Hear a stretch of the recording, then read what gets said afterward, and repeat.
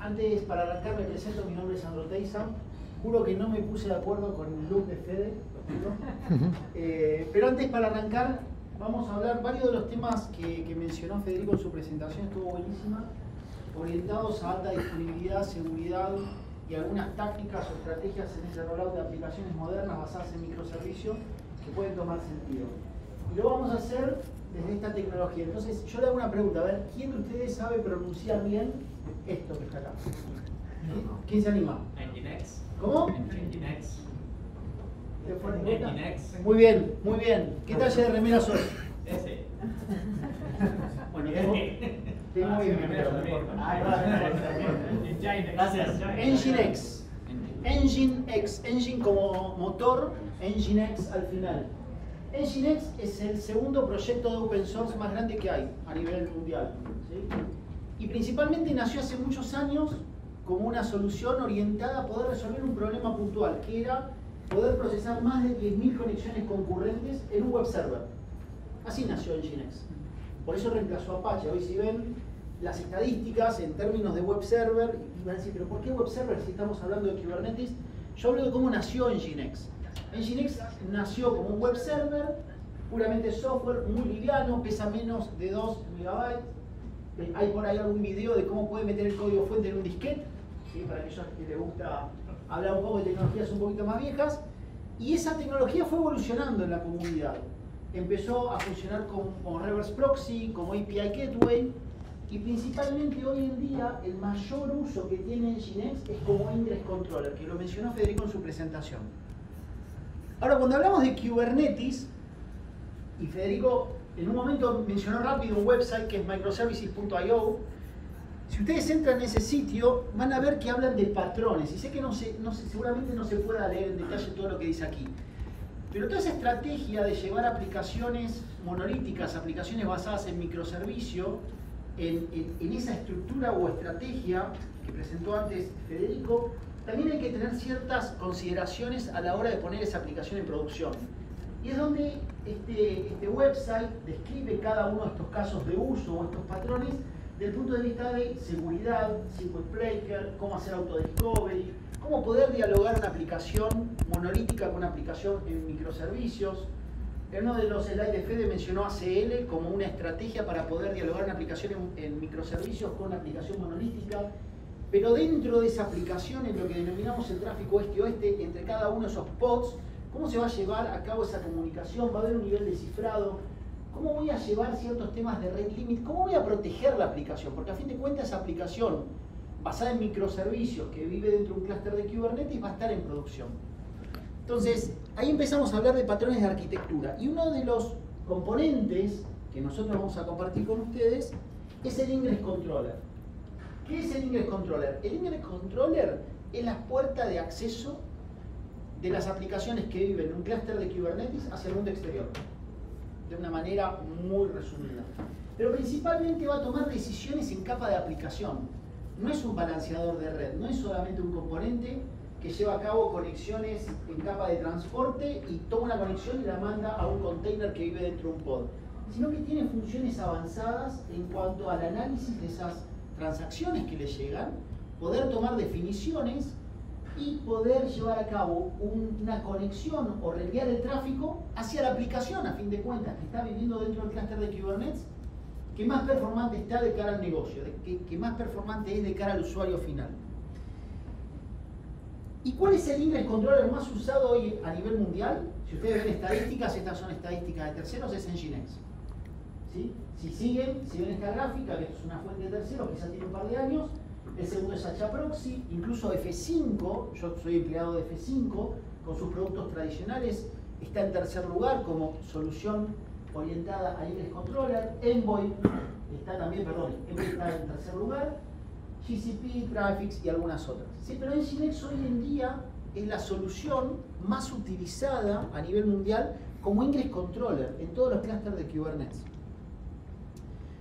Ahora, cuando hablamos de Nginx como Ingress Controller, si ustedes buscan en internet y buscan Nginx Ingress Controller en Kubernetes, van a encontrar tres soluciones o tres tecnologías. Y las tres dicen Nginx.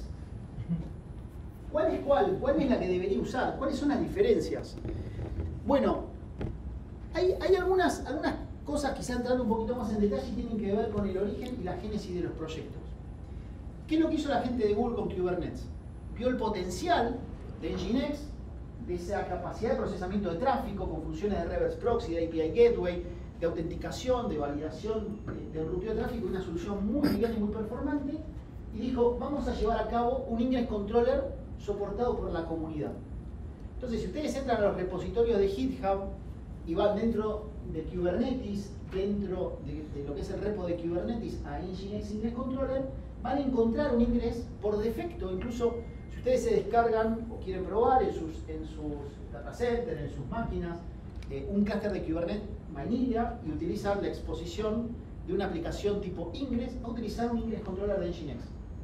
Sin embargo, nosotros, y acá hablo desde el lado fabricante, tenemos otra solución, open source, que se llama Nginx Ingress Controller. La diferencia es que está en otro repositorio, por un lado, para encontrarlo. Pero hay diferencias de fondo. El primer punto es que la versión community está basada en un proyecto que es Lua.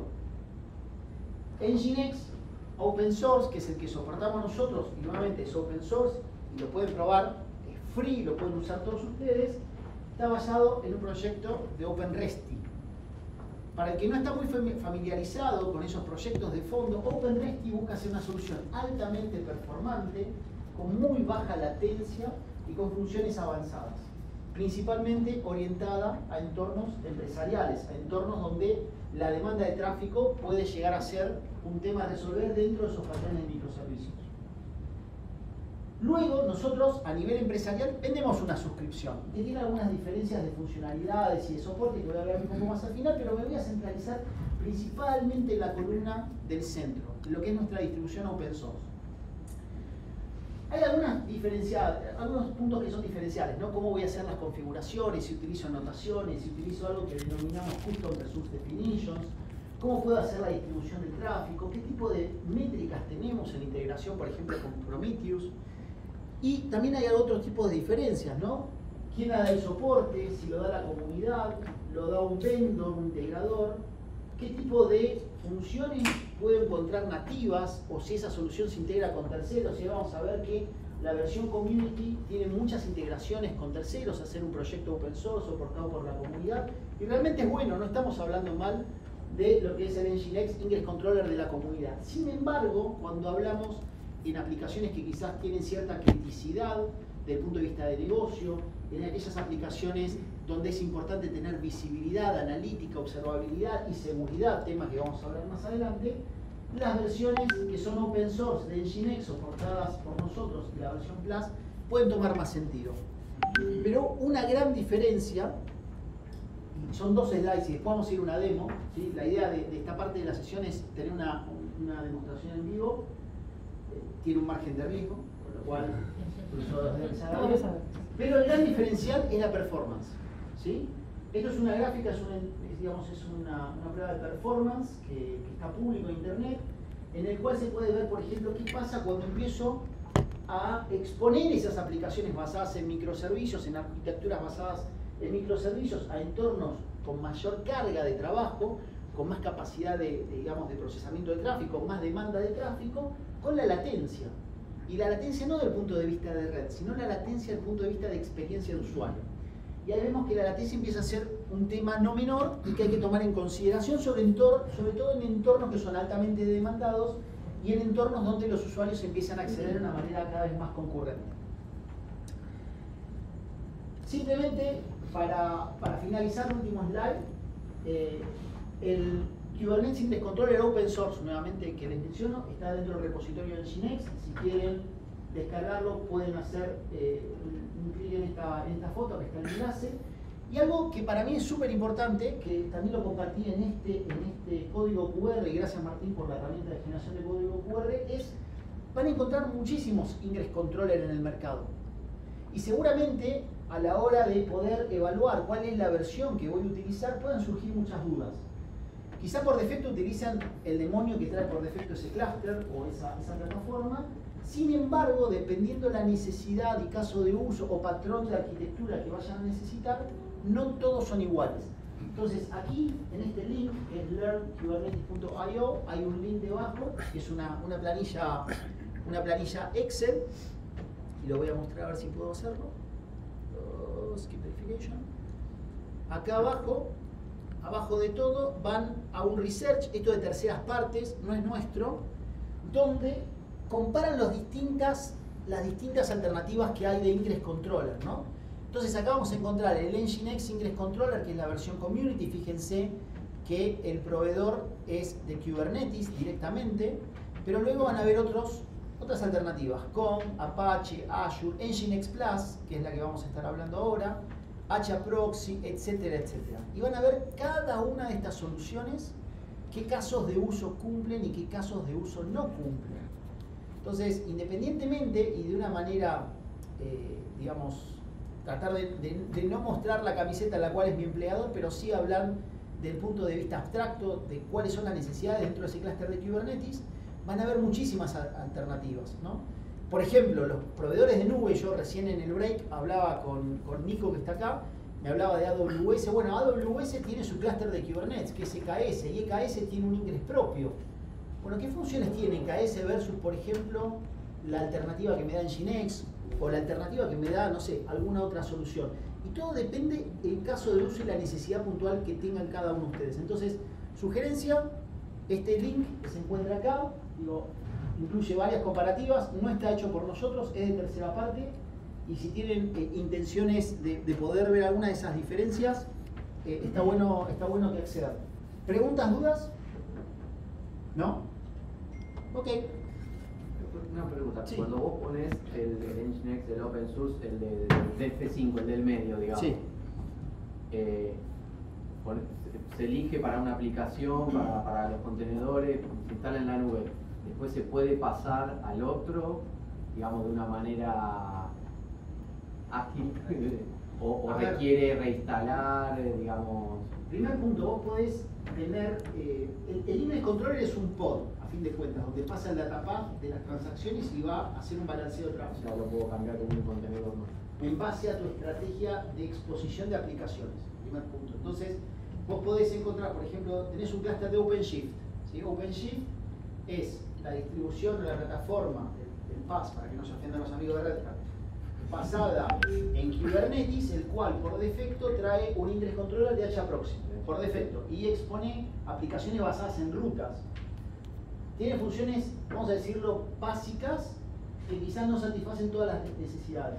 Vos podés instalar otro Ingress Controller en ese clúster y decir, ciertas aplicaciones las mantengo expuestas por esas rutas o Ingress que me trae por defecto la plataforma, y otras aplicaciones las voy a exponer por este otro componente que es un Ingress Controller, por ejemplo el de Nginx. Entonces, vos podés tener esa granularidad. De hecho, Nginx, para aquellos que están familiarizados con Kubernetes, tiene dos métodos de implementación. Uno es método deployment y el otro es daemon set. Daemon set básicamente es, pongo un Ingress Controller por cada servidor de ese clúster de Kubernetes, ¿no? Entonces, un demonio que vive en cada servidor, en cada virtual machine o en cada servidor. Y todas las aplicaciones que digan las voy a exponer por Nginx van a estar replicadas en cada uno de los servidores. Eso tiene pros y contras. El modo deployment, yo puedo definir cuántas réplicas quiero de este Ingress Controller, que son pods. Fede habló de que en los componentes o manifiestos, objetos que hay dentro del clúster de Kubernetes, había como un orden jerárquico que decía deployment, réplicas y pods. Yo puedo definir el Ingress Controller de Nginx, que no deja de ser un pod, que tenga 2 o 3 réplicas por un tema de alta disponibilidad, y defino qué aplicaciones o servicios, mejor dicho, yo tengo dentro del clúster de Kubernetes y los voy a exponer por ese Ingress. Desde mi lado, con la camiseta, digo, lleva todas las aplicaciones que quieras a ese Ingress. Pero realmente tenés esa flexibilidad, tenés un tema de estrategia de... Yo lo que preguntaba era si arranco con uno, por ejemplo, desde el punto de vista de seguridad, yo le digo a la gente que desarrolla, que está en la aplicación, pone este por defecto, el del medio, el open source. Sí. Si después aparece el presupuesto, digo, quiero Sí. pasar al plus. El binario es el mismo, en Ingress Controller lo que hay que hacer es un reveal de la imagen. Hay que hacer un reveal de la imagen. Y desarrollar digamos, hacer el deploy de los... Se hace un deploy del Los nuevo pod pod nuevo. y todas las definiciones que vos traías del open source sigue viviendo aquí, podés usar algunos O servicios mantener una adicionales. configuración. Sí, gracias. ¿Alguna otra pregunta? Hay remeras, Este es como el capítulo de Sheldon, que tira chocolate y agua. ¿Viste? Algo así, claro. No, viejo, no. Bueno, entonces, vamos a ver. Perdón, antes de avanzar, un último slide. Vamos a hablar de una. Voy a hacer una demo. Perdón, voy a sacar porque creo que no se ve bien en el streaming. Vamos a ver una demostración de una aplicación basada en microservicios. Está corriendo en un clúster de Kubernetes. Corre distintos pods. No sé si se logra ver atrás de todo, pero tenemos básicamente pods que corren distintos servicios desde el punto de vista del negocio. Un single page application, que es de alguna manera el que me expone la aplicación al usuario final si estoy accediendo por un browser. Voy a tener una API.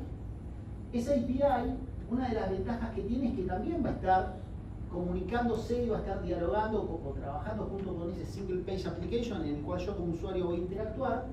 Pero si acaso yo el día de mañana quisiera desarrollar una aplicación mobile, podría directamente pegarle a la API. Y esto es una de las ventajas que también tiene trabajar en arquitectura basada en microservicios, la reutilización de servicios, sin necesidad de tener desarrollos en paralelo, distintas aplicaciones, que luego me traen una complejidad, por ejemplo, en lo que es consistencia de base de datos. Entonces la reutilización de microservicios para distintos tipos de usuarios y accesos es una de las grandes ventajas. Vamos a tener un servicio de inventarios como si fuese un portal, ya que estamos dando cervezas, un portal de venta de cervezas, en el cual vamos a tener un inventario de cervezas, ciertas recomendaciones y cierto contenido estático, ¿sí? Como si fuese una página de retail. Esa página de retail, esa página de retail es esta, ¿sí? Es una página en la cual tiene un carrito de compras. Puedo ir eligiendo ciertas cervezas y sumarlas a mi carrito. Bueno, en este caso ya está en el carrito. Como cualquier aplicación de delivery, ¿no? Y puedo ir accediendo. Pero también puedo interactuar con esta aplicación a través de una API. Por ejemplo, Products. Me está dando el mismo contenido, pero me lo está dando en otro formato, ¿no? Me lo está dando en REST API. Entonces, el microservicio que está respondiendo es el mismo a fin de cuentas. Pero es una aplicación que para un humano normal estaría accediendo a este sitio de retail, el cual está desarrollado puramente en microservicios. Antes de pasar a la demo, simplemente los sitios que incluso también mencionó Federico, que es Microservices.io, se los recomiendo, es una lectura bastante extensa, pero me parece que tiene información bastante interesante en cuanto a los patrones. En cada uno de los patrones entra en detalle cuáles son los problemas y casos de uso que pueden tomar en cuenta, como el refactoring de microservicios, cómo llevar a cabo la gestión de datos. Estos microservicios entre sí dialogan a través de distintos protocolos. Si estamos hablando de mensajería, podemos estar hablando de protocolos como gRPC. Necesito llevar a cabo temas de tráfico cifrado entre cada uno de los microservicios, cómo puedo resolverlo. Cada una de esas problemáticas está descrita con detalle dentro de esta aplicación, en el cual se pueden ver cada uno de estos patrones y ciertos problemas puntuales que vamos a conversar en la demo del día de hoy con alguno de ellos, ¿no? Como seguridad, observabilidad y demás. Entonces, eso por un lado. Entonces, volviendo a la aplicación, ¿cómo vamos a trabajar esta aplicación? Primer punto, vamos a estar trabajando bajo metodologías de GitOps, ¿sí? Fede habló de DevOps. GitOps es como un apéndice, un primo hermano, en el cual también involucra ciertas metodologías de deployment continuo, delivery continuo, a través de ciertos cambios que voy a llevar a cabo. Esos cambios que voy a llevar a cabo los voy a estar haciendo desde mi source of truth, ¿sí? Desde mi origen, que es mi laptop. O sea, yo tengo el código no solamente de la aplicación, o tengo ciertas templates o ciertos manifiestos de cómo voy a llevar a cabo la estrategia de delivery de esta aplicación, pero también voy a tomar definiciones en cómo la voy a proteger, cómo la voy a exponer y qué funciones voy a llevar a cabo. Cada cambio que yo voy a hacer dentro de mi source of truth, que en este caso voy a estar utilizando Visual Code por un tema gráfico. ¿Ven todos bien, no? Sí. Siempre lo confirman, perfecto. Voy a definir cómo voy a llevar a cabo mi base de datos. En este caso es una base de datos MongoDB, que es un deployment. Cuántas réplicas voy a llevar a cabo de esa base de datos, cómo voy a exponer el servicio. Tengo mi aplicación, mi API. Claro, cada una de estos componentes ya existe como imagen, ¿sí? Es una imagen que el desarrollador ya conformó, lo subió en un repositorio y yo lo que estoy haciendo es un paso más cercano a la plataforma, más cercano a la operación, en el cual voy a hacer el delivery de esas aplicaciones previamente desarrolladas, pero también llevando a cabo ciertas consideraciones de esos patrones que están referidos en la página anteriormente vista, ¿sí? Entonces yo voy a trabajar desde mi máquina local. Cada cambio que voy a ir haciendo lo voy a replicar en un repositorio público que se encuentra en la nube, que es GitHub. Es más, es público, ustedes pueden acceder a ese repositorio, van a ver los cambios que voy llevando a cabo. Y para que eso automáticamente sea deployado en Kubernetes, vamos a estar utilizando una herramienta que se llama Argo CD. Argo CD, a través de ciertos manifiestos que previamente hemos llevado a cabo, lo que va a hacer es un pull, es decir, continuamente va a estar viendo en GitHub si hay algún cambio, verificando algún diferencial. Si encuentra algún cambio, se va a dar vuelta y lo va a aplicar en Kubernetes. Entonces, volviendo a ese proceso, todos los cambios los voy a estar llevando a cabo en mi source of truth, que es mi máquina, sincronizando y haciendo un commit, replicando los cambios hacia GitHub en la nube. Argo CD va a estar verificando si hay algún tipo de cambio en la nube y si encuentra un cambio lo va a impactar dentro del clúster de Kubernetes. Entonces, cualquier cambio que yo haga, si yo quiero hacer un cambio directamente sobre el clúster de Kubernetes, Argo va a encargarse de pisarlo y mantener consistente todas las definiciones que previamente tengo en la nube. ¿Alguna duda, pregunta? ¿Se entendió? Excelente. Excelente, perfecto. La aplicación, Argo CD, algo que está bueno para muchos, es la facilidad de interpretar cuáles son los componentes que tengo dentro del clúster de Kubernetes, ¿no? Porque si yo voy aquí directamente a mi consola y accedo por kubectl, puedo ver, por ejemplo, que hay una cierta cantidad de pods, ¿sí? Esos pods, Federico mencionó, es la unidad unitaria o básica que existe dentro del clúster de Kubernetes, el cual puede tener uno o más contenedores. En este caso, todos los pods tienen un container y tienen una función única, entre comillas. Llevan a cabo una función de negocio. Entonces podemos tener el Single Page Application. De hecho van a ver que tengo dos Single Page Application. Ahora les voy a explicar cuál es la utilidad o un caso de uso que puede tomar sentido. Pero por el momento leámoslo como uno solo. Tengo una aplicación que lleva a cabo las recomendaciones, otro que lleva a cabo los inventarios. De hecho van a ver que inventario tiene 3 pods corriendo. Y esta es una de las facilidades de poder hacer scale out, ¿no? Ahora si quieren hacemos una prueba de cómo podríamos escalar rápidamente. Acá está, por ejemplo, inventario, lo pasamos de 3 a 2. Grabamos el cambio. Scale to. Comiteo los cambios. Grabo, sincronizo con la nube. Si vamos acá y refrescamos, esto lo hace cada 30 segundos. No sé si logran ver que dice mi comentario scale a 2. Y si nuevamente ejecuto cuántos containers, vamos a ver que ahora inventario debería tener 2 y hay uno que está terminando, ¿no? Y rápidamente, así como achicamos, entre comillas, un deployment a 2 pods, yo podría escalar. Y es una de las grandes ventajas que tienen las arquitecturas de microservicios.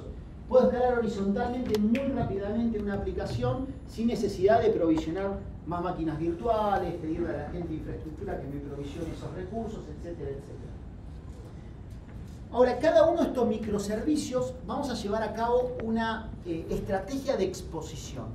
Y esa estrategia de exposición de la aplicación, en cómo la voy a presentar hacia afuera, la vamos a llevar con Nginx como Ingress Controller. De hecho, si nosotros hacemos un kubectl, y yo mencioné en la pregunta de Patricio que Nginx es a su vez un pod, o sea, vive como un pod. De hecho, vive... Uy, perdón.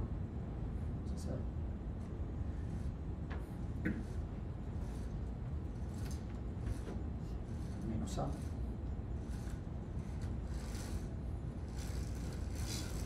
Vive como pod, yo lo tengo acá, es un pod, el cual procesa todo el tráfico, pero sobre ese pod yo voy a tomar definiciones en la manera en la cual voy a exponer la aplicación. Y esa función se llama Ingress, ¿sí? O Ingress Controller. Un comentario, si ustedes acceden a la documentación de Kubernetes van a ver que Ingress está evolucionando a otro concepto que se llama Gateway API, ¿sí? Esto es relativamente nuevo hay toda una serie de explicaciones, pero básicamente es un ingreso. O sea, es un método en el cual voy a exponer mis aplicaciones con más o menos dificultades. En realidad uno lo que busca es menos dificultades, en base a esa estrategia de exposición de aplicaciones y cómo van a ser consumidas por el mundo exterior. Que ese mundo exterior pueden ser usuarios, personas, aplicaciones, otras aplicaciones, aplicaciones móviles, aplicaciones monolíticas o aplicaciones basadas en microservicios. ¿Tenías una pregunta? Sí, Sí. disculpa mi ignorancia. Si el Nginx es un pod, Sí. ¿quién lo supervisa para saber que está funcionando? Porque a fin de cuentas es la puerta de entrada. Como cualquier otro pod, hay un rol que es el scheduler dentro de Kubernetes, en los master nodos, en el plano de control de Kubernetes. Y recordá que Fede mencionó que Kubernetes es un orquestador de contenedores, y como orquestador de contenedores tiene varias funciones: mantener consistencia de las configuraciones, llevar a cabo el control de los recursos que se asignan. Yo cada pod podría delimitarle cantidad de recursos, memoria, CPU, o no, o delegársela al scheduler, que es este orquestador. ¿Quién controla o quién lleva a cabo el control de los recursos de ese pod de Nginx? El scheduler y los recursos del clúster de Kubernetes en el plano de control.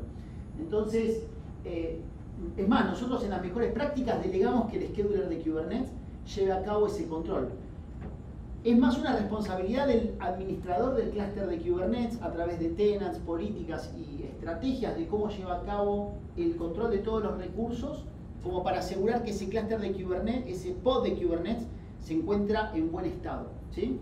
Pero es parte de lo que se le delega en forma automática al clúster de Kubernetes. Pero ese pod es el que va a estar procesando el tráfico por defecto. Disculpen.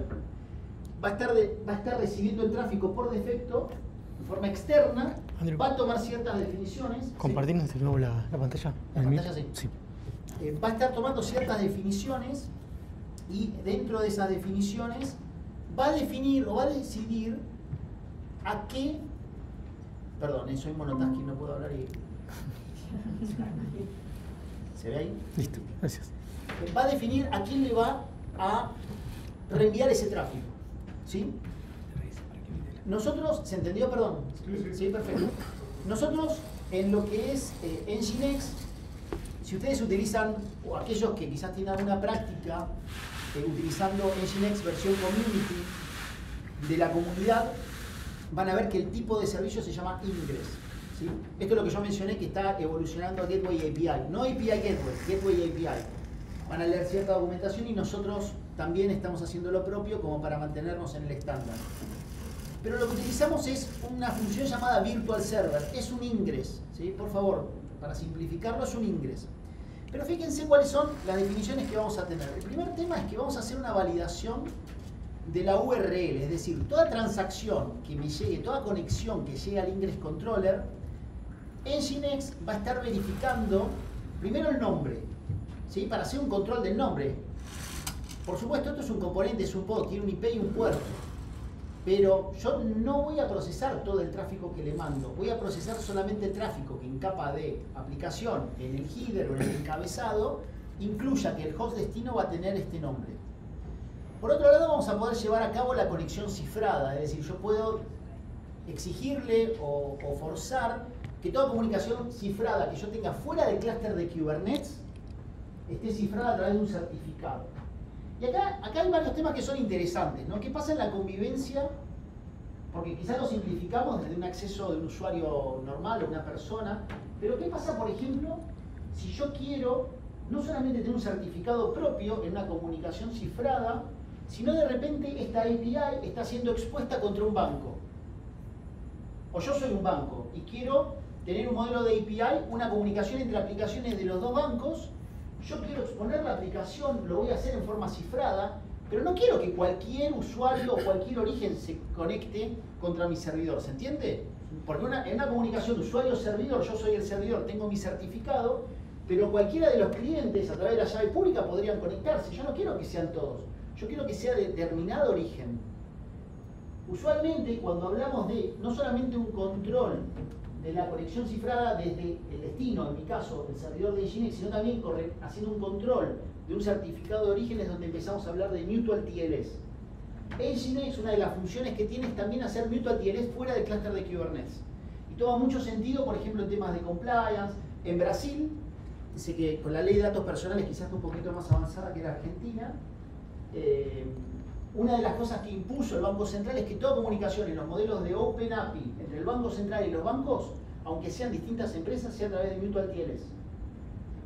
Tenemos muchos casos de uso donde Nginx, que está fronteando ese clúster de Kubernetes, no solamente cifra la conexión, asegura que está en HTTPS con protocolos seguros, TLS 1.3, etc., sino también verifica que quien se va a conectar tenga un certificado válido, en un concepto de Mutual TLS.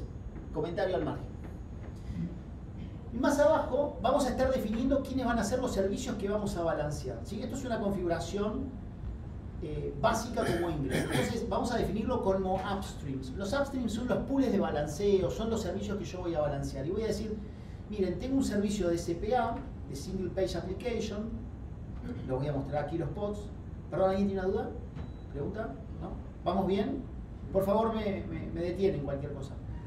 Yo tengo distintos servicios expuestos para cada uno de esos deployments.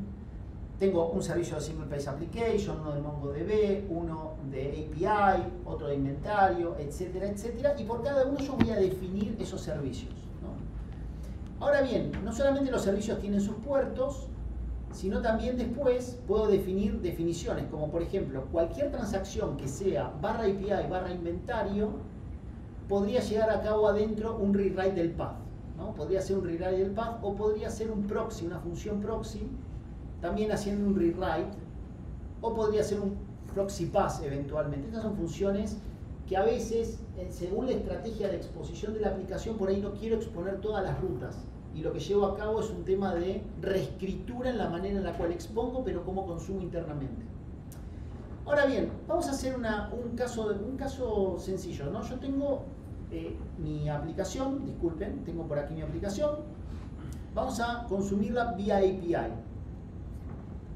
Básicamente el mismo contenido, nada más que se encuentra en REST API.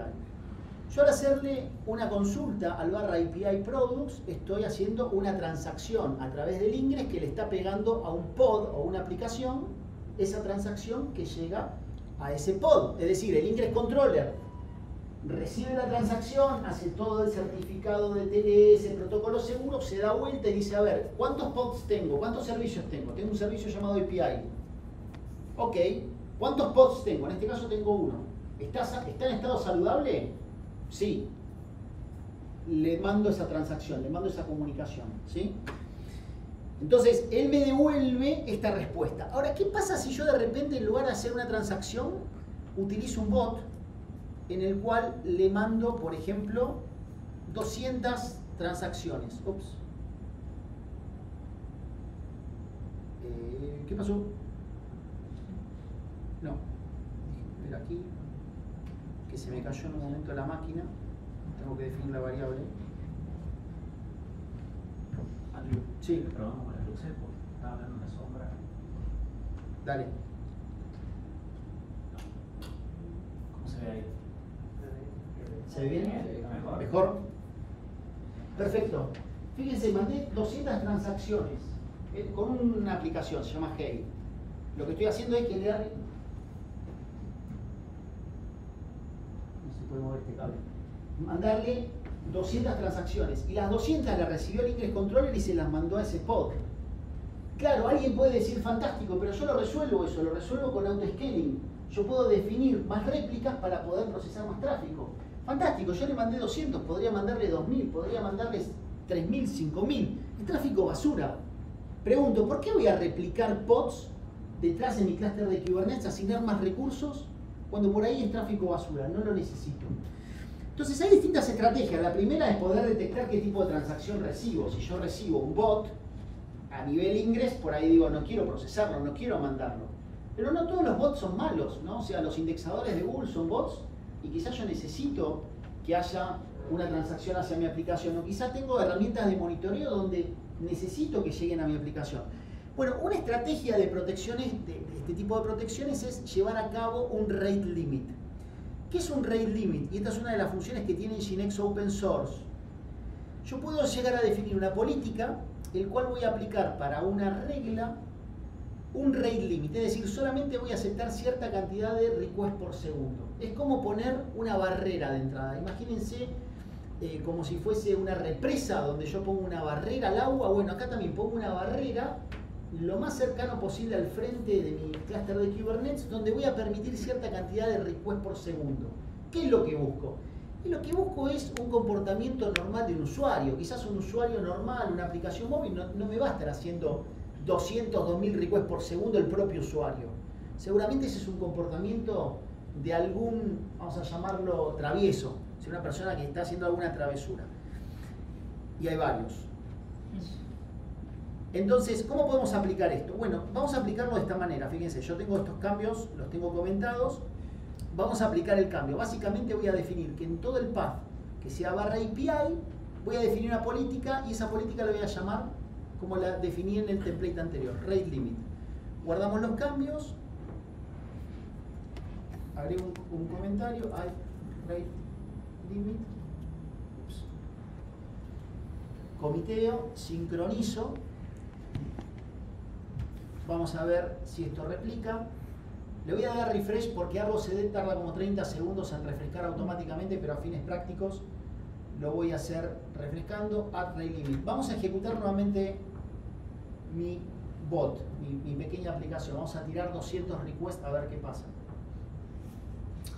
Bueno, de repente obtengo 46 respuestas con código 200, o sea, satisfactorias, respuestas satisfactorias, y tengo 154 con código 500. ¿Quién estuvo bloqueando esas transacciones en inglés de Nginx? No pasé ese tráfico al pod. Esto es una estrategia, simplemente con una política de rate limit, de cubrir uno de los patrones de arquitectura, que es cómo puedo llevar a cabo un control de las transacciones que llegan a mis aplicaciones bajo la lógica de negocio que pensó el desarrollador. El desarrollador, cuando diseña una aplicación, más allá de la facilidad de hacer un scale out de esos pods, va a pensar y va a entender cuántas transacciones voy a estar recibiendo por parte del mercado objetivo. ¿Alguna duda, pregunta? Sí. Eso no es el límite por conexión de un usuario, sino el límite que vos estableces de todo lo que puede entrar, ¿no? Como No, es por conexión. ¿Por conexión? Sí. Es más, defino por conexión, la cantidad de rate limit es de 10 requests por segundo. Perdón que hay un problema con el cable. Cuando llamamos por conexión, que es por IP origen. Sí, por conexión TCP establecida. Con un burst de 10, ¿sí? En el cual yo voy a estar limitando, no las conexiones, porque si yo limitara la cantidad de transacciones para el universo de conexiones, voy a estar dejando un montón de usuarios afuera. Te hacen denegación de servicio y te bloquean todo. Exacto. De hecho, esto es un tráfico bobo, o sea, lo que generé son requests, pero yo podría hacer ataques tipo slow load y slow read, que para los que conocen un poquito más de seguridad, así como indisponibiliza recursos de CPU y memoria de un servidor monolítico, hacer un slow load y slow read de un pod que se encuentra abierto es tan sencillo y me empieza a hacer un crash de mis pods internos. ¿Qué hace Kubernetes cuando un pod empieza a hacer un crash? Que es básicamente se detiene su uso, empieza a crear otro, y empieza a crear otro, y empieza a crear otro. La aplicación no está disponible, pero empiezo a extenuar recursos. Y eso es plata. Y eso es plata, más si estoy yendo a una nube pública. Ok. Perdón, si yo imagino del lado de la aplicación. Sí. Esto que decías, esta gente que genera un ataque o una especie de bot, llámese parser, donde quiere paginar, tomar bajarte una base de datos de todas las cervezas. Por ejemplo. ¿Sí? Y resulta que la aplicación tiene un nivel de paginación que tiene un next, ¿no es cierto? Y ya la puedes programar ese next.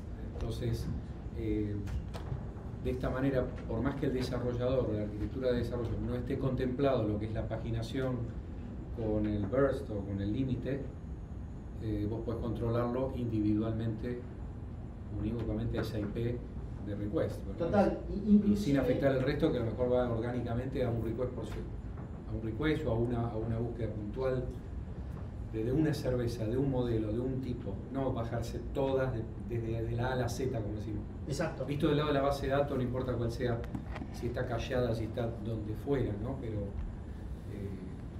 Sí. O si quiero bajarme todos los quits de AFIP, sería el ejemplo, ¿no? AFIP mismo tiene este mismo nivel de parametrización para poder limitar y balancear una arquitectura homogénea a la hora de que el ataque sea Hay muchas cosas. No, total. Sí, sacando el tema de la FIP, que llevan un conjunto de Sí. medidas un poco más complejas. Sí, porque tiene una homologación. Si es un organismo de gobierno y pide la base, un lote, se lo da. Como Por decíamos, ejemplo. back to back, un banco o alguien por el estilo. Ahí empezamos quizás a complementar patrones, por ejemplo, que tienen que ver con, por un lado, la identificación de quien lleva a cabo esa transacción, ¿no? Autorizar. Más allá de autorizar, ¿qué tipo de acceso le doy? Porque yo podría llevar un acceso diferencial donde, por ejemplo, bajo una condición que si es una tercera parte a la cual le doy mayor calidad de servicio, quizá tiene más recursos que otro que no. Tiene que ver mucho con eso también, con la estrategia de delivery. Algo que no recuerdo si lo dije, pero cuando hablamos de aplicaciones basadas en microservicios, estamos principalmente hablando de aplicaciones stateless, ¿no? Y esto para mí es súper importante. Cuando hablamos de aplicaciones stateless, gracias Mari, el estado de la conexión no importa realmente, ¿no? ¿Por qué? Porque lo que espero a través de esa API es que cualquier, ¿me confirmas si se está compartiendo? Compartilo después. Cualquier Andrew, pod, compartilo después. sí, porque se ve cuando se bloquea. Sí, cuando se bloquea. Sí. Cualquier aplicación que se encuentra viva, cualquier pod va a responder. Si no responde por algún motivo, quizás me arroja un error 400, pero va a responder otro. Hay que ver en esa estrategia y en base a la necesidad de negocio, si eso está admitido, o sea, si me permito tener errores aleatorios 400 en el uso que puede percibir un usuario final. No obstante, esto que vos decís, que quizás más visto del lado de aplicación, si te lo pones a pensar del lado de aplicación, son funciones que vos lo podrías llevar en capa de aplicación, pero harían que tengas algunas líneas más de código. Tener más líneas de código, no te digo que va en contra del concepto de tener un microservicio, pero quizás son funciones que los puedo delegar en un componente externo sin necesidad de plantear calidad de código o funciones de código avanzado a nivel aplicación. Entonces, ¿cuánto de la aplicación lleva a un componente que quizás uno lo puede ver como procesamiento de tráfico, cuando en realidad está llevando a cabo funciones avanzadas? ¿Y por qué menciono esto? Porque en esas metodologías de DevOps o de GitOps, en esos squads que mencionaba Federico, de repente el desarrollador no se ocupa solamente del código puro, empieza a tomar injerencia también en la estrategia en cómo se expone la aplicación, empieza a tomar injerencia o definiciones de que la aplicación va a llevar a exponerse a través de un nombre, o voy a tener una variable que la voy a analizar y me va a enrutar el tráfico a otra variable. En un mundo de data center tradicional, de aplicaciones stateful, cuando venía alguien y decía, hey, quiero hacer una prueba de una nueva aplicación que bajo determinada característica quiero que un componente interno del data center balancee el tráfico, lo reenrute hacia otro servidor físico. Ahí había que pedirle muchas configuraciones a esa gente de infraestructura. Hoy en día es como que los equipos de desarrollo empiezan a tener una barrera más difusa o más gris y se empiezan a meter en componentes que tienen que ver en la manera en la cual se exponen los servicios, como es un ingress controller. ¿Okay? Entonces son funciones que quizás vos la podrías llevar a cabo. Te doy otro ejemplo sencillo, mirá, que para mí es mucho más visible. Una API, que yo puedo tener un parámetro de ingreso de datos, como un nombre y apellido. Los que son desarrolladores saben que pueden hacer un control y definir la cantidad de caracteres que puede tener ese parámetro. ¿Cuántas personas creen, o cuántos de ustedes creen que hay desarrolladores que hacen ese control? Poco, por el ataque, sí. Poco, no importa quién sea, es poco. Un ataque muy sencillo es ver un parámetro de una aplicación y en vez de mandarle 10, 20 caracteres, mandarle 3 millones de caracteres. El overhead que le genero al servicio, que va a estar procesando esos 3 millones de caracteres, estoy indisponibilizando un proceso que corre con CPU y memoria. Algo muy sencillo. ¿Por qué alguien que desarrolla una aplicación no haría control de cantidad de caracteres y tipo de caracteres? No sé. No, quizás ciclos ágiles, presión, la presión de lanzar una aplicación rápido. La calidad de código a veces hace que salgan a producción aplicaciones que quizás no tienen la mejor calidad. Bueno, hay componentes externos que me pueden asegurar que a pesar de que la aplicación no tiene ese control, no va a generar nada, porque puedo limitar o llevar a cabo funciones de control más cerca del perímetro de mi aplicación, logrando una sanitarización del aplicativo a pesar de que la aplicación no tiene esa calidad, ¿se entiende? Entonces, podés llevar a cabo funciones fuera de la aplicación y mantener quizás tu desarrollo a una función que sí está más orientada a llevar a cabo una función particular. Sí, código más mantenible, más liviano, más portable. Por ejemplo. Disculpame. Sí. Lo que dijiste fue que se va a meter en el body del request o que le va a delegar a otra aplicación que controle eso y después se lo manda al... Por ejemplo, yo puedo poner en el Ingress Controller, cosa que podemos ver adelante, un control de parámetros. Si vos me das un Swagger file, sabiendo qué tipo de parámetro va a tener en ese body, yo puedo definir un control de qué tipo de datos va a ingresar, sin necesidad que le llegue a la aplicación, por más que la aplicación eventualmente lo permita. Eso es una solución más basada en seguridad, porque en esa cadena de caracteres, yo dije algo estúpido, como mandar 3 millones de caracteres. Pero yo podría mandar una cadena de caracteres que lo que me haga es indisponibilizar una base de datos MongoDB a través de un SQL injection, cross-site scripting, algún tipo de ataque dirigido que la aplicación, cuando lo reciba, aunque no tenga 3 millones de caracteres, me pueda generar un daño interno. ¿Cómo hace la aplicación para entender que una cadena de caracteres, incluso a veces codeada en base 64, me puede generar un daño? Yo tengo que abrir ese paquete y analizar esos parámetros. Una de las soluciones que podemos ver, y se me están adelantando, es cómo puedo llevar a cabo ese tipo de controles de seguridad. Más allá de que la aplicación tenga un buen código a nivel calidad o no. Sí, o tengo un bug. O tengo un bug. O tengo un bug, o tengo un 0day o lo que fuese, el framework ese que está desarrollado. Pero disculpa, dentro de este aprendizaje que obviamente es sumamente interesante y aplicable a la cotidianeidad del trabajo. Sí. ¿Recomiendas algún manual en particular? Si es posible en formato PDF. A ver, manual no, pero digo, hay mucha documentación. Hay mucha documentación. No puedo recomendarte alguna, te traigo una remera. ¿Sabes por qué? Sí, perdón. Porque hay un detalle. Si yo tengo que armar todo lo que estás diciendo, obviamente se puede armar, ¿no? Tipo rompecabezas. Sí. Pero algo más orgánico, que tenga la mayor cantidad de información posible en un solo lugar. ¿Hay de tu conocimiento? Yo lo que creo que podés contratar gente que tiene experiencia en ese. No, pero me refiero para poder ser aprenderlo shadowing bien, en todo para poder caso. aprenderlo bien. Hay muchísima, si querés después lo hablamos, pero hay muchísima documentación en línea, libros que ven arquitectura de microservicios, estrategia de despliegue. No, está bien, pero viene del todo factory. suelto, uno por acá, otro por allá, te refieres y abrías, si conoces a Yo no conozco uno que nuclee todo, yo no. Quizá los chicos de Ingenia. No sé. Algunos O'Reilly, pero son demasiadas O'Reilly, partes. son un montón. Sí, O'Reilly son un montón. Vamos a ver otro caso de uso. ¿Tengo una consulta? Sí. Cuando vos le pones ese límite, Sí. yo tengo el request, te lo envío, llegan 45, 46, lo toma, en el 47, el error que yo voy a tener es que vos sacás el socket. Sí, tengo 500.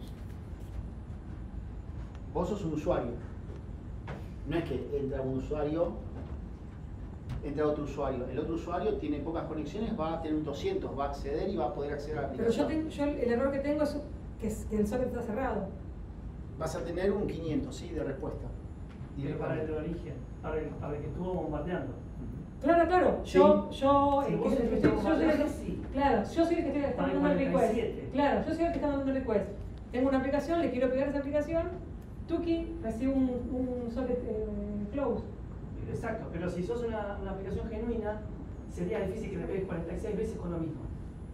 O sea, me estás repitiendo el mismo mensaje 46 veces. ¿Por qué me, No. ¿Por qué me harías más de No, 10 no. requests por segundo? No por es segundo. mismo. Bueno, yo estoy teniendo un problema y ahora estoy viendo esto y me parece que estoy llegando sin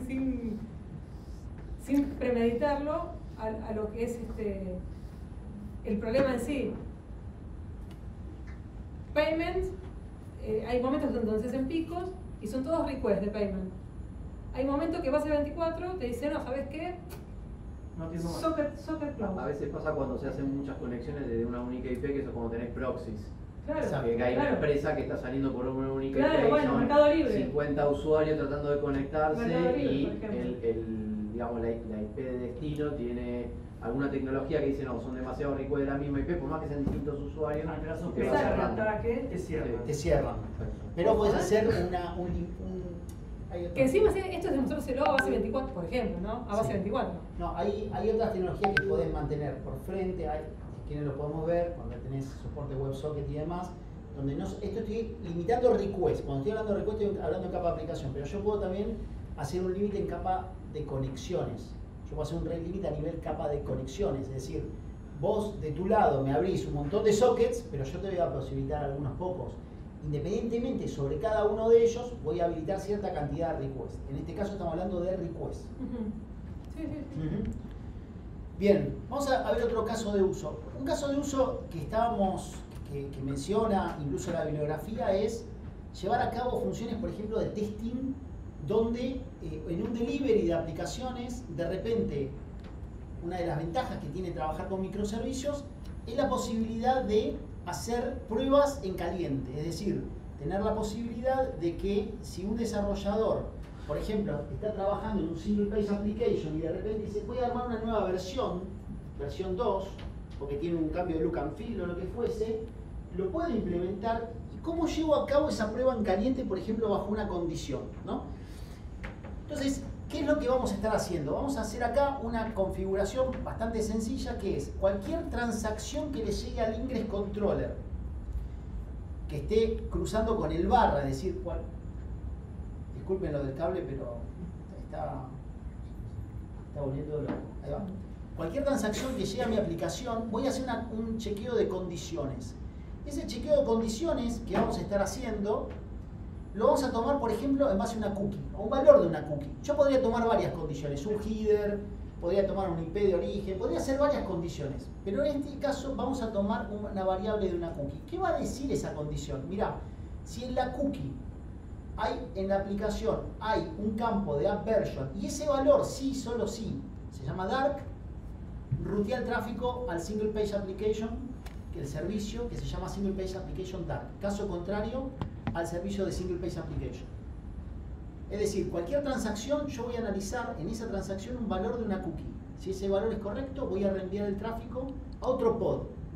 ¿Para qué me sirve esto? Y muchas veces el equipo de desarrollo está haciendo algún cambio y quiere probar cómo se comporta la aplicación, cómo se ve. Disculpen, dije que soy monotasking. ¿Cómo se comporta esa aplicación en caliente, a pesar de que después el API, la base de inventario, el contenido estático sigue siendo el mismo? Pero voy a hacer un cambio en caliente sobre el single page application. Perfecto, hicimos el cambio, sincronizo, refresco los cambios, vemos aquí que se agregó. ¿Y cómo se ve esto del lado del usuario final? Bueno, ¿se entendió lo que estoy buscando? Pregunto. ¿Sí? Bien, vamos a ir a la aplicación. Encuentro la aplicación, vamos a ir a las cookies. Yo tengo una cookie, no sé si se logra ver, pero tengo una que dice app version, que está en vacío. Si yo pongo dark, aplico ese valor, refresco, vamos a ver ahora que la aplicación está oscuro. No agregué ningún plugin para oscurecerla ni nada, simplemente es que me está enrutando el tráfico a otro pod que existe, que se llama single page application. Y esto me permite muchas veces que los equipos de desarrollo de producto puedan hacer pruebas en caliente 7×24 cuando la aplicación está viva, simplemente llevando a cabo una función con un código, una variable, ¿no? Y eso es uno de los patrones que la documentación habla, sobre todo cuando estamos hablando de pruebas en caliente, pruebas AB o canary testing. ¿Dudas, preguntas? ¿No? Disculpa, ¿le interesa con esto si usas un service mesh que se mete mucho antes? El service mesh, no. Eso es una muy buena pregunta. Service mesh, primero un tema de mito, ¿no? Service mesh necesita un ingress, sí o sí. Entonces, nosotros estamos hablando ahora de lo que sería una función de ingress. Canary testing, si vos querés hacerlo donde un microservicio en esa arquitectura, vos imaginate que tenés un microservicio A, que previamente ya pasó por el ingress, y ese microservicio A va a conectarse con un microservicio B, y el desarrollador quiere probar un B', y vos querés hacer ahí un canary testing, definir patrones de comportamiento de tráfico. Para poder hacer ese canary testing ahí necesitas un pequeño proxy que se llama Sidecar Proxy, una arquitectura de Service Mesh. Ahora, todo Service Mesh necesita un ingress también. Eso por defecto, ¿no? Estamos viendo algo quizá más perimetral, que es el ingress control en un clúster de Kubernetes, con o sin Service Mesh. primer comentario, esto va por mi cuenta. Service Mesh resuelve muchas cosas, pero trae otros desafíos. Service Mesh resuelve el tema de visibilidad del tráfico este-oeste, puedo tener control de mutual TLS si tráfico está cifrado dentro de los pods, tengo casos de uso como canary testing internos, pero ¿qué me trae en contramedida? Mayor overhead de los sidecar proxies. Hay casos que yo conozco donde el sidecar proxy era más pesado que el propio pod.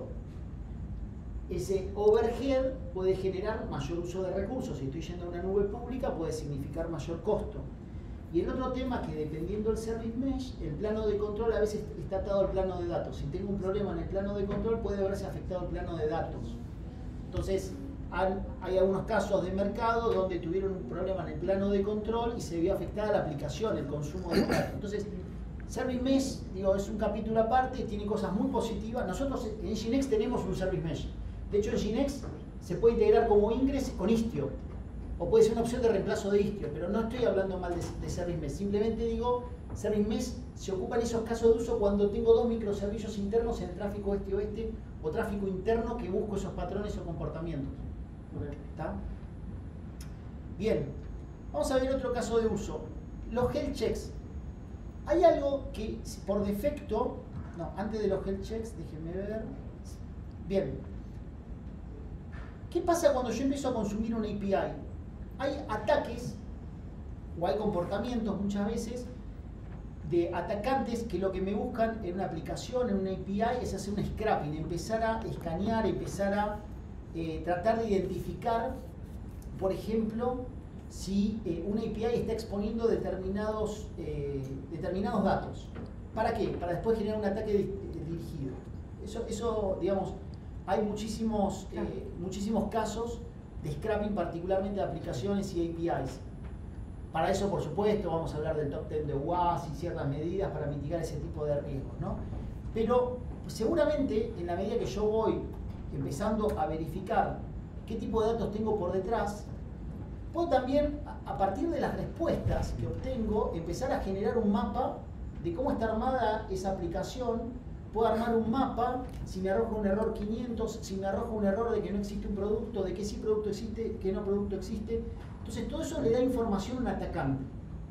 Entonces una manera de trabajar en seguridad de las APIs es, por ejemplo, ofuscar esos errores o hacer un manejo de errores. También hay temas de circuit breaking y demás que puedan tomar sentido. Entonces, ¿qué vamos a estar haciendo? Esta es una de las funciones que tenemos también con Nginx. Esto básicamente me va a decir, cualquier error que yo tenga del 400, cualquier error que tenga internamente dentro de mi clúster 400, voy a dar un único tipo de respuesta, que es, no encontraste el recurso. ¿Sí? Puedo enmascarar el mensaje de error, digamos, puedo cambiarlo. Exactamente. Si la aplicación no, o sea, evito tener que modificar la aplicación y lo contesto con el... Exactamente. O, por ejemplo, quizá eso pensando en seguridad, pero quizá la aplicación no es la mejor como está funcionando, me arroja algún error 500 aleatorio y no quiero que se vea con ese error, o un 400, le puedo dar un mensaje de mantenimiento, no sé, lo que fuese, un sorry server, sorry pod sería, ¿no? Entonces, eso también es una de las funciones que podemos llegar a ver, ¿no? Por ejemplo, si yo reinicio acá, en lugar de decirme no existe el producto, me va a dar un mensaje de ese recurso no existe. Independientemente de lo que busque, si yo estoy buscando, por ejemplo, users 123, por ejemplo, no sé, un usuario que no existe, a ver si me funciona, lo mismo.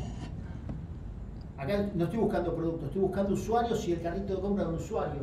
¿Por qué tengo que mostrarle a un atacante, a un consumidor, la información que tengo detrás, ¿no? O sea, la idea es también empezar a robustecer las APIs, las aplicaciones a partir de ciertas medidas y patrones que lo que buscan es, por ejemplo, buscar información y no ofrecerse determinada información a un posible atacante. Digamos, además eso es un antipatrón, justamente. Sí. Te pregunto una cosita y Sí. con el logueo no interfiere para nada, ¿no? El logueo, todavía no hablé de seguridad. Cuando hablamos de logueo, usualmente en los patrones hablamos de autenticación. Cuando hablamos siempre de logueo en APIs hablamos de autenticación. No interfiere para nada. De hecho, Nginx podría llevar a cabo la autenticación y introspección de un token, llegado el caso. O podría tener un componente externo que me haga esa autenticación. Imagínense que por delante tenemos una API Gateway que valida y autentica ese JWT, API Key o la estrategia que yo tengo de autenticación me va a llegar ya autenticado. Esto es completamente distinto porque lo que estoy haciendo es análisis de los requests, análisis de las respuestas que tengo y ofuscar la información al usuario final. Después vamos a combinar la parte de seguridad. Yo no voy a tocar autenticación. Nginx puede llevar a cabo autenticación por tokens, pero voy a hablar un poquito más de lo que hablamos antes de análisis del payload y de alguna cadena de caracteres que por ahí es maliciosa y cómo lo puedo proteger también con una instancia de Nginx. Bien, entonces, otro caso de uso, otro patrón que puedo tener en relación a seguridad, en temas de no mostrar información o errores de mi propia aplicación es modificar estos códigos de errores, no hacerlo de una manera, digamos, consolidada desde el inglés. Y esto yo lo estoy haciendo particularmente para el servicio de API, pero yo podría hacerlo para otra ruta. O sea, yo puedo hacer manejo de errores distintos por rutas o lo puedo hacer todo consolidado. Vamos a hablar ahora de dos casos de uso adicionales. El primero es, por defecto, los Ingress Controller no traen la posibilidad de hacer health checks avanzados. Cuando hablo de health checks es el Ingress Controller, si ustedes recuerdan la definición, va a recibir todas las transacciones o las conexiones de usuarios o aplicaciones, va a balancear servicios y va a tomar una decisión de cuál va a ser el pod o el servicio al cual va a establecer esa conexión. Por ejemplo, Nginx Open Source, versión Community, lo que toma es, recuerden que son pods a fin de cuentas los que va a establecer la conexión. Va a tomar aleatorio 2 y de esos 2 va a darle menos conexiones que tenga. ¿Eso significa que es el mejor pod en ese momento? No. No sabe la carga. No sabe la carga. De hecho, el monitor por defecto tiene una ventana de 30 segundos. Es decir, que por 30 segundos yo tengo la posibilidad, y un jitter adicional, de considerar que el pod o la aplicación está arriba. Si yo voy al clúster de Kubernetes, quizá lo veo running. ¿Significa que esa aplicación, no el pod, que la aplicación está respondiendo? A veces no. ¿Por qué a veces no? Porque a nivel aplicación, quizá pasó algo o está dándome un error 500. Sin embargo, el monitoreo por defecto que tiene el Ingress Controller puede definir o puede tomar la definición de que ese pod está vivo y va a rutear el tráfico. Alguien me dirá, bueno, pero bajo una arquitectura de aplicaciones stateless, yo podría asegurarme de que si obtiene un 500 y reintenta, va a pegarle otro pod que está arriba. Sí, pero en una aplicación empresarial que quizá tenga una alta carga, que es crítico para el negocio, quizá eso no es admisible. Entonces, una de las posibilidades que tenemos con Nginx es de establecer health checks activos. Esos health checks activos, ahí está, listo.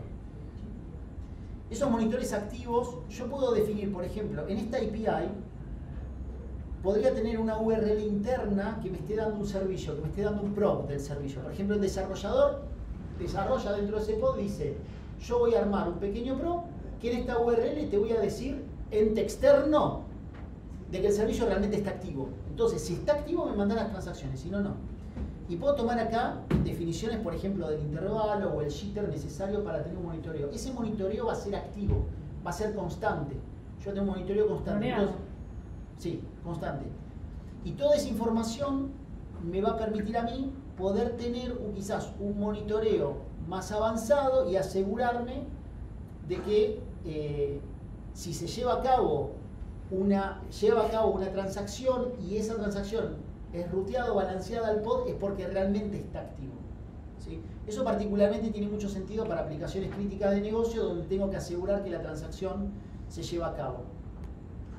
A diferencia de un balanceador común de red, verifica la aplicación en sí, no verifica si le está respondiendo en tiempo y forma a nivel de red, digamos, ¿no? Exacto. Un balanceado de redes por TCP, vos podés tener socket abierto y no significa que la aplicación esté abierta. Pero lo que voy es, inclusive un Ingress Controller, ¿cómo estamos con el tiempo? ¿Estamos bien? Bien, bien. Sí, perfecto. Un Nginx Open Source va a ser un balanceo, pero tiene una ventana por defecto que vos no podés modificar. Y quizás esa ventana, por más que haga a nivel de aplicación, la aplicación se encuentra caída. Este sería más como un green eso. Sí, exactamente. Exactamente. Algo que tiene Nginx Plus, que es la versión empresarial,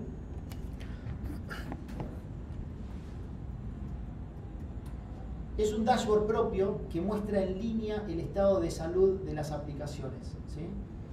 Nosotros exponemos una API propia en el cual, no sé si vieron pasar bastante, yo mostraba Grafana acá, ¿sí? Nginx Plus tiene muchísimas más métricas para poder ver si hay algún tipo de error. Esto, ¿saben qué es? Cuando hice el bot que generé 200 transacciones y tuve 500, es el pico de 500. O sea, está viendo en el upstream ciertos errores que le permiten al equipo de desarrollo de plataforma tratar de entender qué está pasando. En este caso fue rate limit, ¿no? De hecho, puedo tener muchas más métricas y es una de las grandes ventajas de Nginx versus quizás otras soluciones como les compartí al principio, pero también, si es necesario, expone un monitoreo online de todo el estado de aplicaciones y los monitoreos activos que configuré me dice si pasa o no pasa. Fíjense que en el resto no dice nada. ¿Por qué? Porque solamente configuré un monitoreo activo en el barra API. Entonces me está dando un monitoreo no solamente activo y puedo obtener métricas a través de ese API, sino que este dashboard que está incorporado en la solución, que a veces para el área de operaciones de aplicación resulta muy práctico porque puedo empezar a ver una información gráfica mucho más rápido y online, toma sentido. Incluso pero miren, vos podés crear otros dashboards. Sí. Por supuesto, o sea, nosotros tenemos una API que nos integramos con Grafana, Elasticsearch, o sea, eso totalmente abierto. De hecho, Nginx tiene la cultura de API First, inclusive en sus métricas, o sea, está dispuesto, pero en realidad lo que abrimos es a cualquier otro tipo de dashboard externo que puedas utilizar. Tiene más de 400 métricas, Sí. ¿no? 400 métricas. Bien, ahora vamos a ver otro caso de uso que para mí es interesante cuando empezamos a hablar de seguridad y tiene que ver con el consumo quizás no esperable de una API, temas de seguridad, ¿no? Por ejemplo, es muy común nosotros cuando hablamos históricamente de seguridad en páginas web, hablar, bueno, ¿qué pasa si de repente acá yo tengo un cross-site scripting o algún tipo de transacción a nivel URL malicioso? Bueno, acá vemos que está pasando porque no tengo ninguna política que me lo impida, pero también pueden haber temas a nivel API. Entonces yo tengo acá mi ayuda a memoria, me disculparán, que lo que vamos a estar haciendo es, eso puede estar arriba, vamos a estar haciendo algunas travesuras.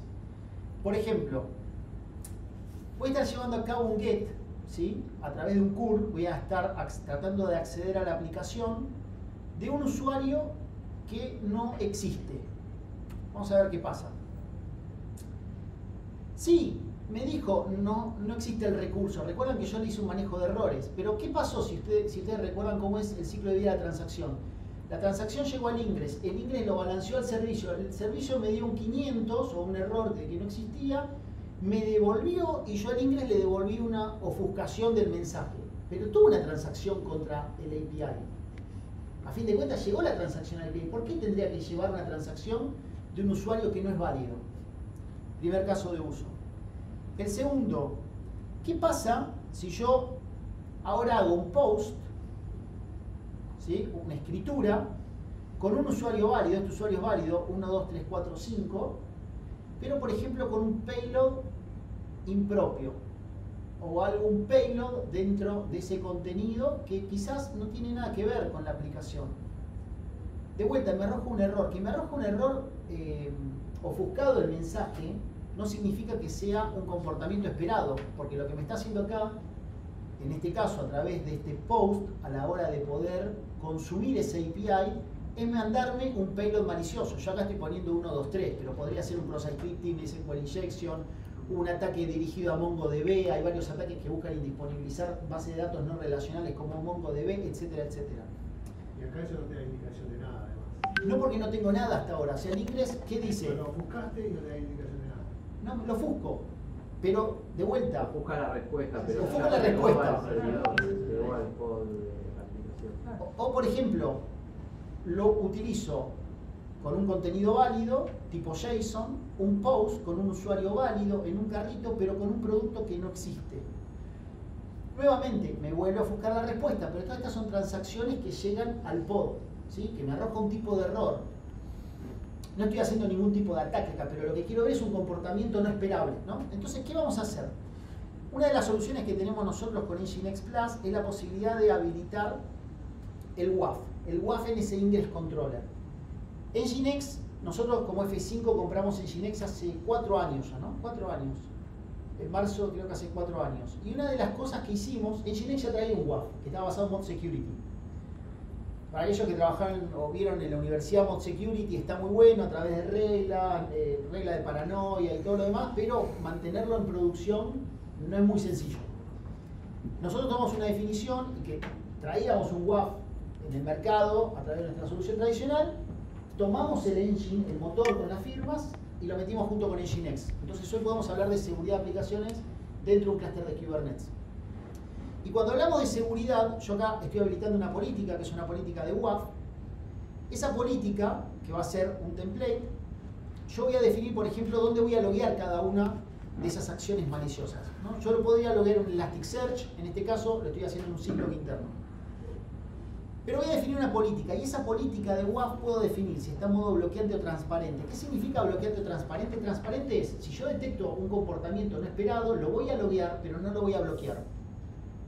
Yo en este caso voy a bloquear ese comportamiento no esperado a partir de un template. Pero algo que tiene muy interesante, sobre todo para APIs, que lo que podemos hacer, lo que podemos hacer es importar un Swagger file. Si el equipo de desarrollo tiene la posibilidad de exportar ese Swagger file, tienen la posibilidad de exportar ese Swagger file, ya sea OpenAPI 3 o lo que fuese, de las definiciones de la API, yo puedo traer con el mismo todas las definiciones, paths, parámetros que tiene. Entonces yo puedo crear una política de una manera automática mucho más fácil, porque yo puedo definir qué tipo de comportamiento voy a estar esperando, qué tipo de path voy a estar esperando y qué tipo de respuestas voy a ir dando en cada caso. Entonces vamos a aplicar esa política de WAF directamente sobre el virtual server, aquí, que es el ingress, habilitando la política. Yo voy a habilitar la política para todo el sitio. Entonces, guardo los cambios, add WAF, hago commit, guardo. Vamos a ver que algo haya sincronizado. Add WAF. Antes de avanzar, yo tengo acá una maquinita, tengo un pequeño bot, voy a detenerlo para que esté generando tráfico, para que se vea en Grafana, y lo que voy a hacer,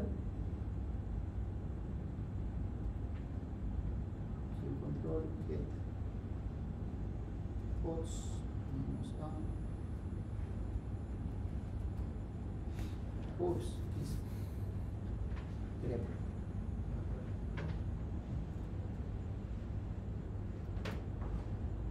Voy un segundo nada más, voy a ver los logs. Control, logs,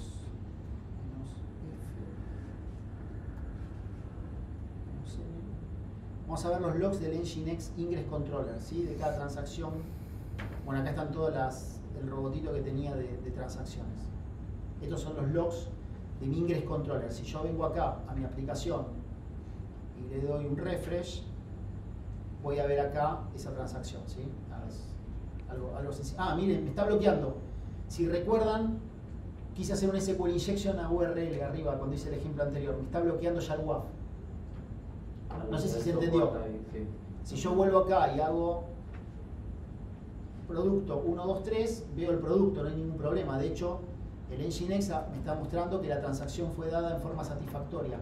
Ahora, si yo a nivel URL le quiero hacer un cross-site scripting, oh, no, hice cualquier cosa acá. 1, 2, 3, vamos a ponerle barra.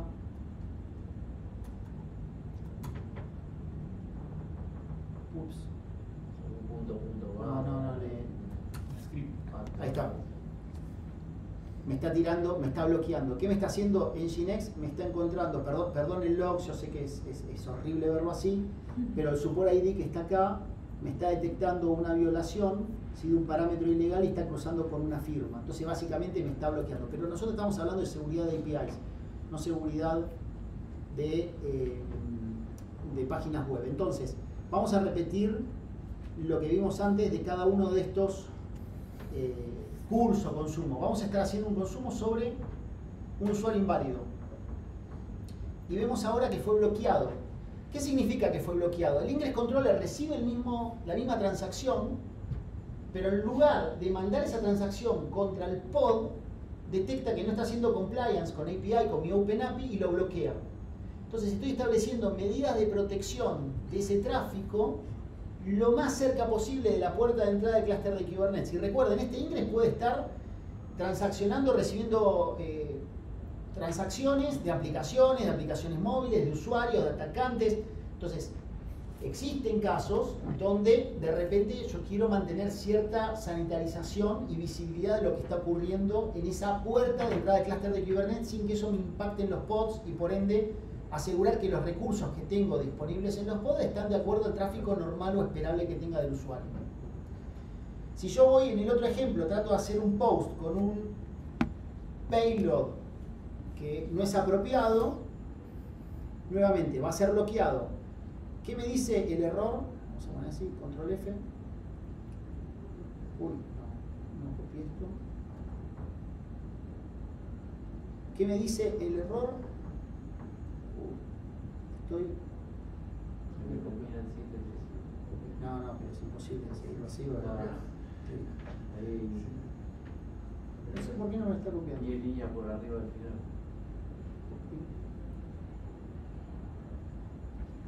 Bueno, debería ser igual el último. Debería ser este. Ahora que lo voy a ejecutar de vuelta si lo identifico más fácilmente. ¿Qué me va a estar diciendo? Acá está diciendo quién es el origen que está siendo rechazado y me dice los datos no son compliance, ¿sí? Con el esquema de JSON.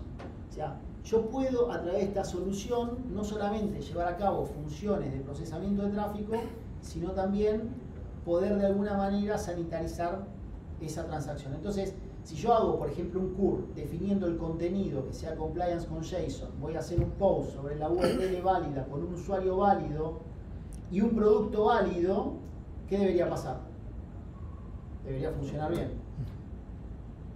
Me lo respondió. Es decir, el WAF o el Ingress Controller me está bloqueando comportamientos no esperables, comportamientos inapropiados en la puerta del clúster de Kubernetes bajo un concepto de seguridad. ¿Esté autenticado o no? Porque yo esta transacción podría tener el header, un API válido y pasar previamente por un API gateway que validó ese token, pero lo que yo estoy analizando acá es mucho más allá del token. Estoy analizando qué tipo de comportamiento tengo y cómo esto no me impacta en el clúster de Kubernetes. ¿Dudas, preguntas? ¿Sí? O sea, entiendo que no estoy muy familiarizado con Kubernetes, ¿no? Pero a nivel de Ingress tenés un Ingress para todo el clúster, o sea, para todo lo que tenés catalogado como sistema, digamos, ¿no? O sea, todos tus aplicativos. Entonces, si vos tenés un equipo de 15.000 desarrolladores, tenés 15.000 desarrolladores trabajando sobre este mismo YAML. No. La respuesta es no, no necesariamente es la respuesta correcta. Okay. Hay estrategias en las cuales, por ejemplo, nosotros, una de las funciones que tenemos es desagregar esa función de Ingress como en dos conceptos, de dos recursos distintos. Si vos recordás, este YAML dice Virtual Server. Nosotros tenemos otro recurso que se llama Virtual Server Route.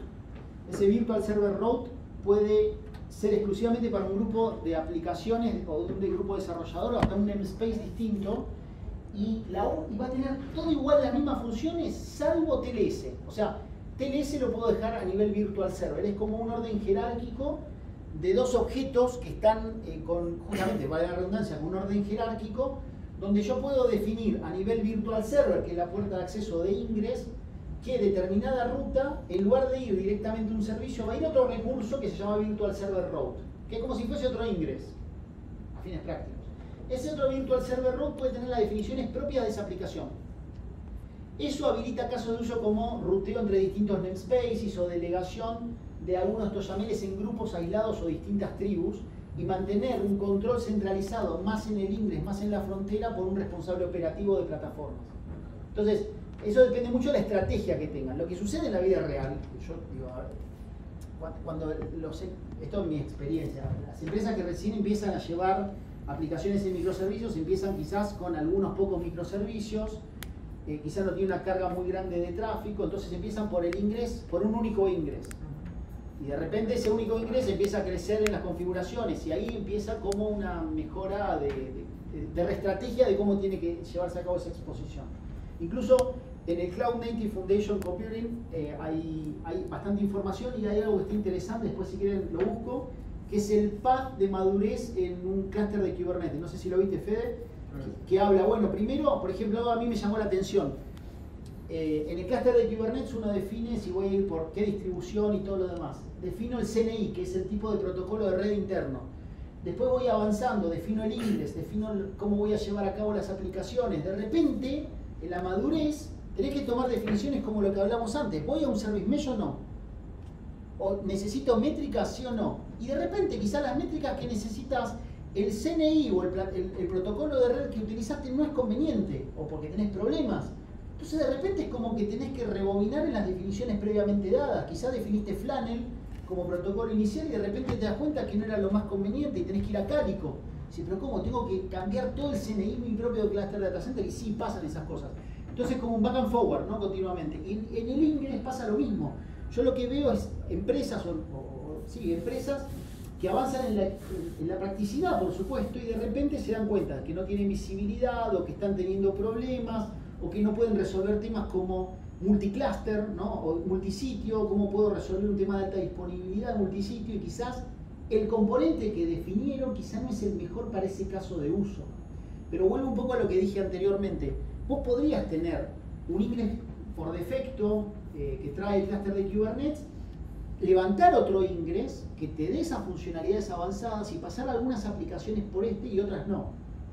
Claro, a nivel operativo quizás me decís, eso trae una desventaja, que la persona operativa de repente tiene que operar y mantener distintos componentes a la hora de poder exponer sus aplicaciones. La sencillez, la simplicidad de hacer todo a través del mismo componente te puede dar una ventaja operativa, pero hay que ver el caso de uso puntual. Sí. Pensé que iba a hacer la pregunta. Andrew, te compartí por WhatsApp un link a un libro que encontré justo en la página de Nginx. Si quieres, deja de compartir la pantalla si no aparece tu WhatsApp. No pasa nada. Para responder a la pregunta que tuvimos hace un rato. Ok, sí. Este puede servir. En gran medida, quizás no es todo junto, pero gran parte está. Dale. Sí, es cierto. Mirá, gracias. Gracias. Ahí, esto es incluso es gratuito. Incluso es gratuito y está en PDF. Así que está en PDF. Justo lo que quería. Sí. No sé si, bueno, de mi lado la demo, digo, no tengo más, pero si tienen cualquier duda, sí. No, voy a hacer una pregunta. Agregar la política de validación por WAF, ¿afecta a la performance? Sí, no te voy a mentir que no. Sí, o sea, incrementa la latencia. Realmente no es pronunciada, pero hay una latencia. ¿Por qué? Porque el WAF analiza todas las transacciones y todas las respuestas. Entonces, ¿tenés millones de transacciones? Hay un sobre. Ahora, nosotros que venimos trabajando con WAF hace mucho tiempo, en seguridad hay dos modelos de seguridad. Perdón que me explaye en esto, pero para mí la pregunta me ayuda a disparar algo. Cuando uno establece seguridad, hay métodos de seguridad positiva y negativa. ¿Todos tienen claro qué es seguridad positiva y negativa? ¿Sí? ¿Alguien no? ¿No? Es fácil, miren, algún ejemplo. Cuando vamos al aeropuerto, si yo voy al aeropuerto con un arma, el oficial de seguridad me dice, usted no puede pasar, porque sé que es malo eso. ¿Sí? Eso es seguridad negativa. Detengo o hago un stop de lo que sé que es malo. Ahora de repente, si yo voy con mi carry-on y de repente en el carry-on tengo una botella de líquido de menos de 100 mililitros y lo paso por la máquina de rayos X, ¿es malo o es bueno? ¿Por qué? Si llevo glicerina, no sé yo. No sé. Lo que sucede en seguridad positiva es que dejo pasar según el comportamiento de un patrón. Quizás si la botella es más de 100 mililitros, digo, no, hay un patrón que no cruza acá. Pero por ahí se me escapa una botella de nitroglicerina de 100 mililitros, ¿no? Pero tiene que ver con un patrón. Entonces, cuando hablamos de aplicaciones y hablamos de seguridad de WAF, cuando podemos combinar seguridad positiva y seguridad negativa, las dos, hace que el WAF sea mucho más eficiente. Si yo solamente tengo firmas, que es lo que tradicionalmente sale en seguridad, que analizo todas las transacciones, el payload, y eso lo cruzo con un conjunto de firmas, eso te genera muchísima carga. Porque usualmente, lo que hacen lamentablemente, muchos administradores de WAF ponen un wildcard. ¿Qué significa un wildcard? Todas las URLs, todos los parámetros, todos los files, los voy a cruzar con con los parámetros con mis firmas. Ahora, si yo agarro y digo, no, oiga, importo el Swagger file, entonces yo ya defino cuáles son las URLs válidas. Cualquier transacción que no es válida esa URL la bloqueo, ni siquiera la cruzo con una firma. Cualquier parámetro que yo tengo definido con un nombre dado, lo voy a analizar con la firma. Si llevo un request, un post o un método inválido, si recibo un patch, ¿por qué voy a analizar un patch, el payload del patch? Si yo lo único que permito es get y post, por decir un ejemplo. Entonces, en la medida que yo combino en seguridad positiva y negativa, logro muchísima más eficiencia del uso de WAF. Entonces, la sobrecarga del overhead que podés tener en ese WAF, en ese ingress, se disminuye muchísimo. Buena pregunta. ¿Te digo, Rebeca? Sí. ¿El Bueno. Swaggerfile para importarlo es automático o tienen alguna herramienta que lo procese y te genera las reglas de WAF? Automáticamente vos solamente referenciás, para que te lo muestro, referenciás el Swagger file en el archivo, eso también para los, yo sé que vos tenés por ahí un F5, esto es el mismo motor, vos referenciás el Swagger file hasta OpenAPI 3 y automáticamente te crea las políticas. Entonces, esto está referenciado a un repo. Si el responsable en ese pipeline de CI/CD desarrolla y actualiza el OpenAPI, lo toma automáticamente. Cuando decís operaciones de Swaggerfile es que vas directamente a lo que es la descripción de ese servicio. Correcto. Perfecto. Correcto, está acá. Vale. Este es el Swaggerfile de ejemplo que tengo. O sea, vos le pones el link en tu configuración y eso valida qué datos te tienen que llegar y ahí pasa o no pasa, o bloquea o no bloquea. Exacto, por ejemplo, a ver, vamos a hacer la prueba. Si fíjense que dice API Products, API, si yo pongo barra API, barra Andrew,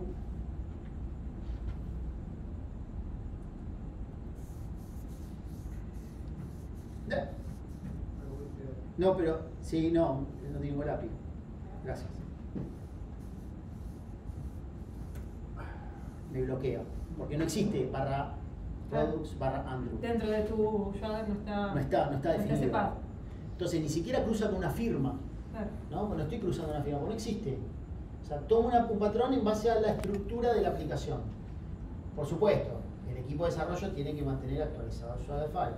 Claro, bueno. Sí, porque si no terminas bloqueando algo. No, bueno, pero por eso tenés otro ingress. Sí. Por eso tenés otro ingress, que nunca se va a actualizar, pero... O tengo otras herramientas que me pueden crear el Swaggerfile. De hecho, F5 tiene una.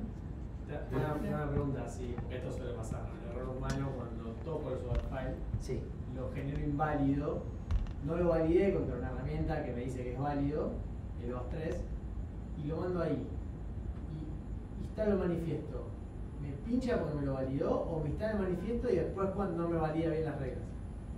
Pasa de falso positivo. Claro. La responsabilidad también de... Lo que nosotros tenemos casos es interesante. No tengo este laboratorio, pero tengo un laboratorio que ya está desarrollo, está metido el pipeline de desarrollo, incluso tiene Jenkins, donde lo que dispara el pipeline es el desarrollo, la generación del Swagger, la generación de la política de WAF, y una vez generada la política de WAF, dispara un escaneo, dispara un test Eso te iba a decir. O sea, funcional. Eso es un tema de metodología de administración del ciclo de producto. O sea, vos no podés, o sea, tenés que tener un stage de pipeline, un stage de testeo. Exacto. Aunque lo tengas automatizado, digamos. Lo que sucede, es a lo que vamos, ¿no?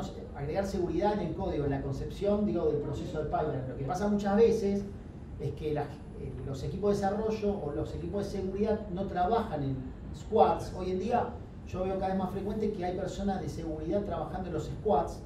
Pero Sí, también ahora no es más DevOps, ahora es DevSecOps. DevSecOps, exacto, DevSecOps, Sí, Tecton y herramientas de ese estilo.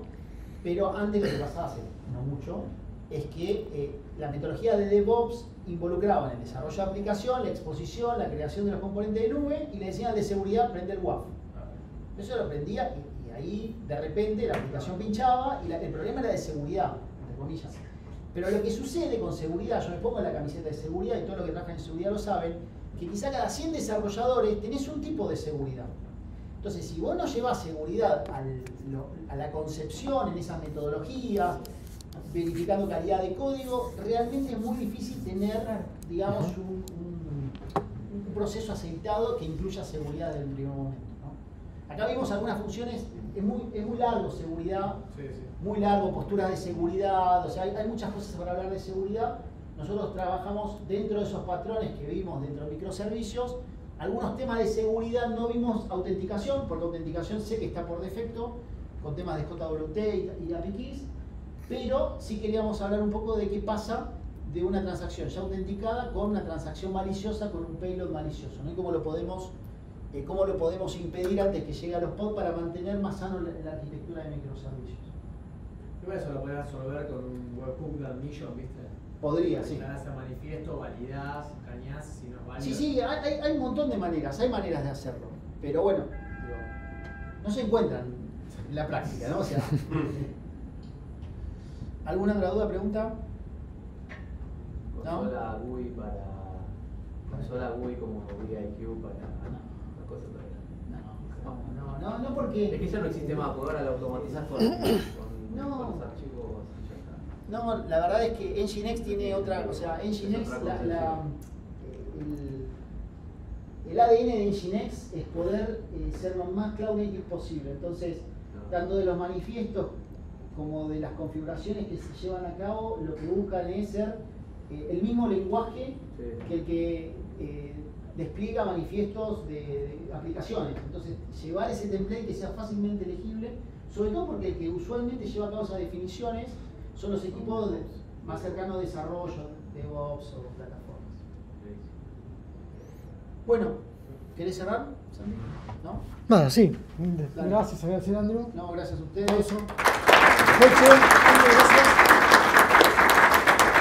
Gracias nuevamente por recibirnos. No, por favor, gracias a ustedes. Y bueno, nos vemos, esperemos dentro de unas semanas con el próximo meetup en algún lado donde iremos viendo qué nos depara el destino.